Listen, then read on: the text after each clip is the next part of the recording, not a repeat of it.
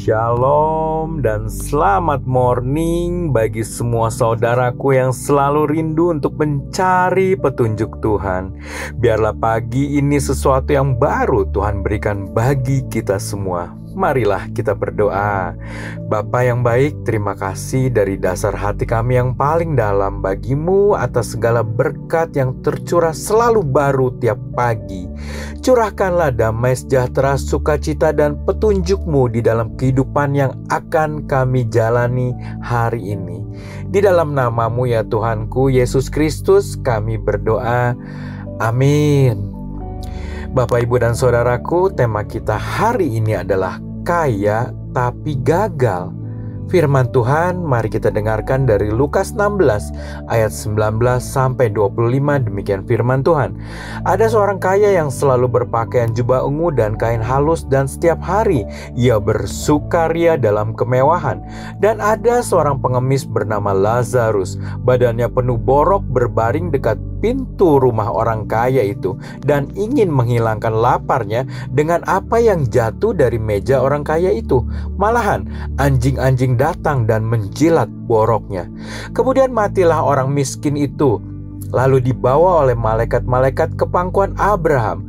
Orang kaya itu juga mati, lalu dikubur, dan sementara ia menderita sengsara di alam maut, ia memandang ke atas, dan dari jauh dilihatnya Abraham dan Lazarus duduk di pangkuannya. Lalu ia berseru, katanya, "Bapa Abraham, kasihanilah aku. Suruhlah Lazarus supaya ia mencelupkan ujung jarinya ke dalam air dan menjejukkan lidahku, sebab aku sangat kesakitan dalam nyala api ini." Tetapi Abraham berkata, "Anak, ingatlah bahwa engkau telah menerima segala sesuatu yang baik sewaktu hidupmu, sedangkan Lazarus segala yang buruk. Sekarang ia mendapat hiburan dan engkau sangat menderita." Saudaraku yang dikasihi Tuhan, apakah itu kegagalan?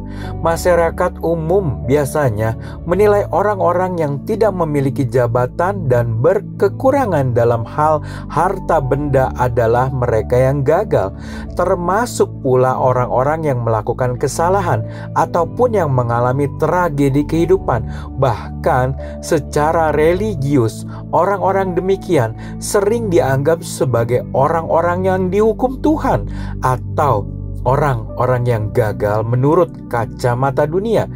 Sering dikategorikan ke dalam tingkat piramida sosial yang paling rendah, sedangkan mereka yang sukses berlimpah dalam hal kepemilikan harta benda, kedudukan sosial maupun gaya hidup yang mewah, otomatis masuk ke dalam tingkat tertinggi.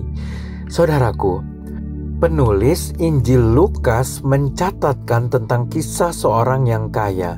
Bagaimanakah ia menjalani kehidupannya? Ia selalu berpakaian jubah ungu dan kain halus, jenis pakaian yang cukup mahal pada zaman itu. Dan setiap hari ia bersukaria dalam kemewahan.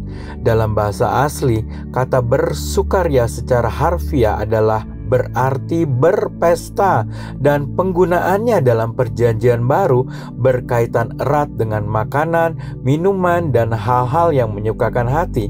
Apakah terbayang oleh kita betapa berlimpah hartanya?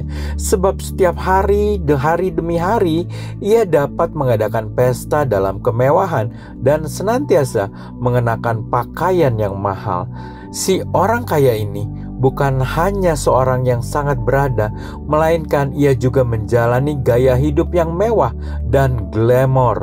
Dunia mengatakan betapa suksesnya dia. Namun bagaimanakah firman Tuhan dalam memandang si orang kaya tersebut? Penulis Injil Lukas mencatat bahwa setelah ia mati, ia menderita sengsara di alam maut. Bahkan Abraham berkata kepadanya bahwa ia telah menerima segala sesuatu yang baik sewaktu hidupnya. Sekarang ia di alam maut sangat menderita. Dengan kata lain, orang kaya itu justru mengalami kegagalan secara rohani. Mengapakah si orang kaya setelah meninggal justru mengalami kesakitan yang amat sangat di dalam nyala api di alam maut? Bahkan sampai si orang kaya meminta Abraham untuk menyuruh Lazarus menyejukkan lidahnya dengan air. Abraham mengingatkan dia bahwa selama hidupnya Lazarus justru menerima segala yang buruk-buruk, sedangkan si orang kaya yang baik. Selain itu, si orang kaya tahu akan kesaksian Musa dan para nabi selama ia hidup, tetapi ia memilih untuk tidak bertobat dan tetap meneruskan gaya hidupnya untuk menghibur dan menyukakan dirinya sendiri. Dengan kata lain, di dalam kehidupannya, si orang kaya yang berlimpah ini ia justru menggunakan dan menghamburkan harta bendanya, bahkan waktu dan kemampuannya hanya untuk kepentingan dan kepuasan dirinya sendiri. Si orang kaya gagal untuk mengasihi dan memperhatikan sesamanya. Ia gagal untuk mendengarkan dan meyakini kesaksian Musa dan para nabi, sehingga ia akhirnya gagal untuk mentaati hukum Tuhan dan gagal juga untuk menjalani hidup yang berkenan di hadapan Tuhan. Saudaraku, kiranya kegagalan si orang kaya dapat menjadi peringatan tersendiri bagi kita di dalam menjalani kehidupan sehari-hari. Marilah kita belajar untuk lebih memperhatikan dan memperdulikan baik keadaan jasmani saudara-saudari seiman kita maupun keadaan rohani mereka. Berusahalah untuk lebih bergiat dan berkomitmen di dalam mentaati firman Tuhan maupun melayaninya selama kita masih diberikan kesempatan untuk menjalani hidup kita di dunia ini, agar saat kita dipanggil pulang kelak, kita dapat berkenan untuk berdiri di hadapannya dan masuk ke dalam kerajaannya yang kekal. Marilah kita berdoa. Bapa yang bertahta di kerajaan sorga, kami mohon berkat dan bimbingan untuk setiap anak-anak-Mu yang hari ini beraktivitas. Ajar kami tidak gagal dalam rencana-Mu ya Bapa, yang sangat baik dan penuh kuasa. Hari ini jamahlah mereka yang sedang dalam kelemahan tubuh, agar mendapat kesembuhan, dan bagi yang berduka cita, biarlah Roh-Mu sang penghibur sejati yang dapat menjamah hati dan pikiran mereka, mengubah duka menjadi suka. Dan yang saat ini sedang terhimpit kesulitan di dalam materi, kiranya Bapa buka jalan bagi mereka agar ada pekerjaan yang dapat mencukupi kebutuhan hidup mereka. Dan biarlah mereka boleh bersukacita, karena Allah yang mereka sembah adalah Allah yang mencukupkan segala yang mereka butuhkan.